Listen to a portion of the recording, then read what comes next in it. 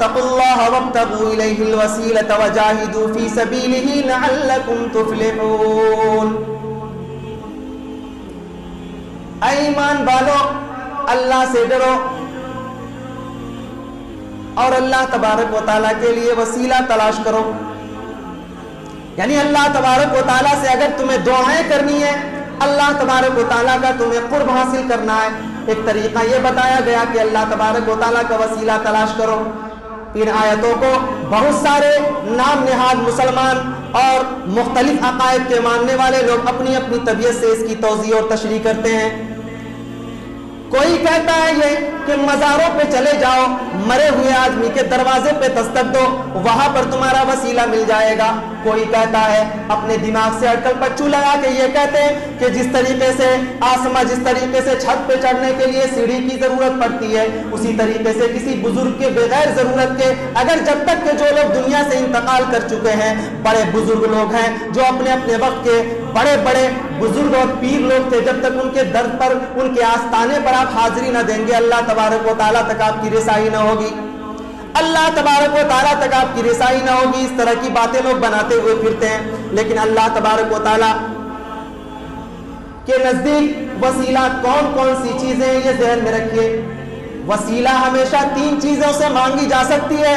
3 چیزوں کے علاوہ دنیا کے اندر کسی بھی چیز کا وسیلہ جائز نہیں، حرام ہے. یہ عقیدے کی بات ہے. بڑی آسانی سے کم پڑھے لکھے مسلمانوں کو سمجھانے والے لوگ سمجھا دیتے ہیں. اس کو یاد رکھو تاکہ دنیا کے کسی بھی خطے میں جاؤ، تمہارے اس ایمان و ایقان کے اندر کوئی آدمی تحریف پیدا کرنے کی کوشش نہ کرے. یا ایھا الذین آمنوا اتقوا اللہ وابتغوا الیہ الوسیلۃ وجاہدوا فی سبیلہ لعلکم تفلحون. ایک راستہ یہ ہے کہ اگر آپ اللہ تبارک و تعالیٰ سے وسیلہ کے ساتھ اگر دعا کرنا چاہتے ہیں تو ایک طریقہ یہ ہے، آپ اللہ تبارک و تعالیٰ کے اسماء و صفات کے ساتھ یاد کیجئے. آپ یہ کہیے اے مالک کون و مکا، تو ستار ہے. اللہ کا نام ستار بھی ہے، غفار بھی ہے، رحیم بھی ہے، قہار بھی ہے، جبار بھی ہے، رحمان بھی ہے، ستار بھی ہے. یہ جتنے بھی صفاتی نام ہیں اللہ تبارک و تعالیٰ کے، اگر اللہ کی بارگاہ میں اگر بیٹھے ہوئے ہیں، رات کی تاریکی میں اللہ کی بارگاہ میں اگر عبادت کرنا چاہتے ہیں، اللہ کے سامنے اگر آپ روبرو ہیں، اگر اللہ تبارک و تعالیٰ سے دعا کرنا چاہتے ہیں تو کسی وسیلے کے ذریعے اگر دعا کرنا چاہتے ہیں تو شریعت اسلامیہ کے اندر 3 طریقہ ہے وسیلہ مانگنے کا. وہ یہ ہے کہ آپ اللہ تبارک و تعالیٰ کے صفاتی ناموں کا تذکرہ کیجئے. اے مولا تو ستار ہے، تو قہار ہے، تو جبار ہے، تو غفار ہے.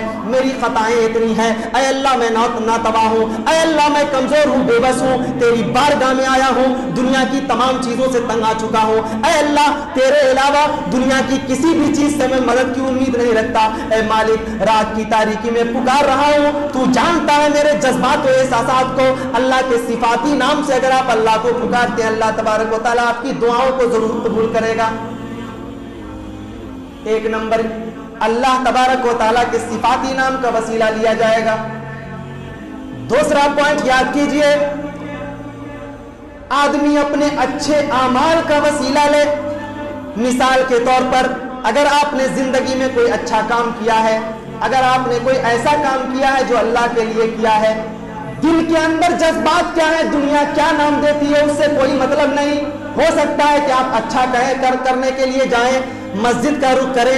آپ کا اگر کوئی بدماش ساتھی ہے جو آپ کے غلط دنوں میں آپ کے ساتھ تھا، وہ آپ کو تانا کر سکتا ہے، کیا بات ہے بہت زیادہ مولانا ہوتے جا رہے ہو، کیا بات ہے کہ بہت زیادہ مسجدوں میں جا رہے ہو، ارے سب ٹھیک ٹھاک تو ہے نا.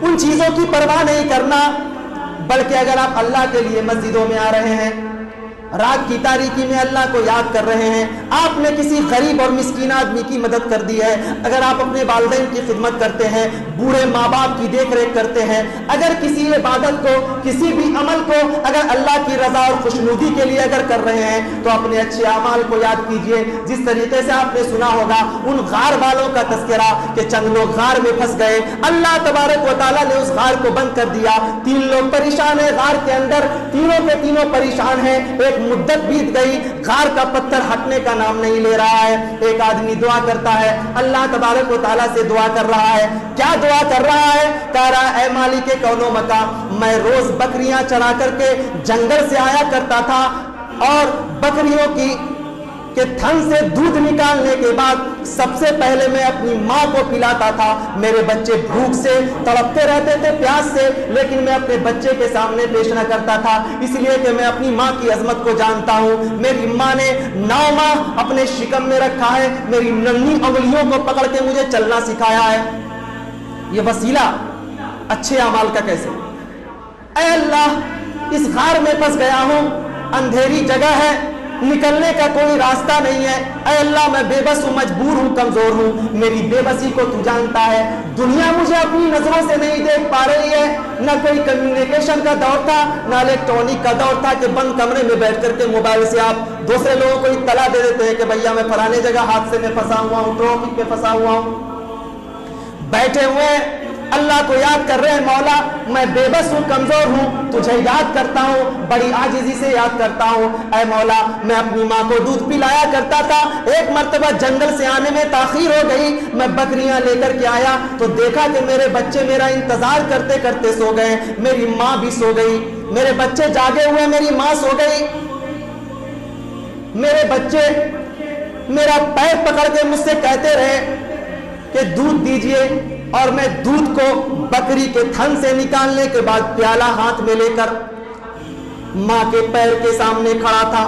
میرے بچے پیاس کی شدت سے تڑپتے رہے، لیکن میں نے یہ مناسب نہیں سمجھا، بلکہ اپنی عادت کے خلاف سمجھا، بلکہ میں نے اس کو نافرمانی پہ معمول کیا کہ میری ماں بھوکے سو گئی ہے، میں اپنے بچے کو کیسے پلا دوں. اے اللہ اس وقت تک میں دودھ کو لے کر کے ماں کے سامنے کھڑا رہا جب تک کہ میری ماں سو کر کے اٹھ نہ گئی. اے مالک کون و مکا، اس اندھیری کوٹھری میں تجھے یاد کرتا ہوں، اگر میں نے اس عمل کو تیری رضا اور خوشنودی کے لیے کیا تھا، اے اللہ میں تجھ سے دعا کرتا ہوں کہ اس مصیبت سے تو نجات دے دے. اللہ تبارک و تعالیٰ نے ان کو نجات دے دی. گویا اپنے اچھے عمل کے وسیلے سے آدمی دعا مانگے. اور تیسری چیز جس میں یہ سبھی باطل عقائد اور خود ساختہ باباؤں اور بزرگوں اور بڑی بڑی پگڑیوں والے جو مزاروں کے نام پر پتہ نہیں کون کون سی دکان کھول کر کے بیٹھے ہوئے ہیں، آپ کے پیسوں سے گانجا، چرس اور شراب کی بوتلیں توڑتے ہیں اور آپ کو کہتے ہیں کہ آئیے سارا معاملہ آپ کا یہی سے حل ہوگا. نماز نہیں پڑھیے گا، روزہ رکھیے، چوری کیجیے، ڈکیتی کیجیے، سب چلے گا. بابا کے یہاں پر آ کر کے ایک چادر ڈال دیجیے اور تھوڑا سا شیرنی وغیرہ کچھ پیسہ میرے جیب میں ڈال دیجیے، سب معاملہ آپ کا حل ہو جائے.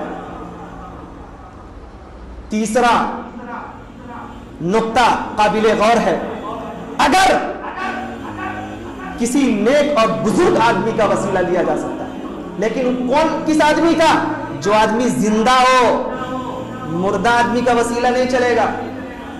لن يخلقوا ذبابا ولو استمعوا له وان يسلبهم الذباب شيئا لا يستنقذوه منه ضعف الطالب والمطلوب. ارے یہ تو ایک مکھی کو پیدا نہیں کرنے والے لوگ ہیں، مر گئے ہیں، روح نکال لی گئی ہے، وہی گھر وہی مکان جس میں لوگ اسے عزیز رکھتے تھے، پیسہ کمانے کا ذریعہ سمجھتے تھے باباؤں کو، انتقال کر گیا ہے تو ایک روز سے زیادہ تو گھر میں رکھنا گوارا نہیں کرتے، مٹی کے نیچے دبا دیا. مرے لوگوں کا وسیلہ نہیں چلتا، یہ شریعت کا قانون ہے. 3 لوگوں کا وسیلہ ہر صورت میں اگر آپ اس وسیلے سے دعا کریں گے اللہ تبارک و تعالیٰ آپ کی دعاؤں کو ضرور سنے گا. آپ اس کو ذہن نشین کر لیں.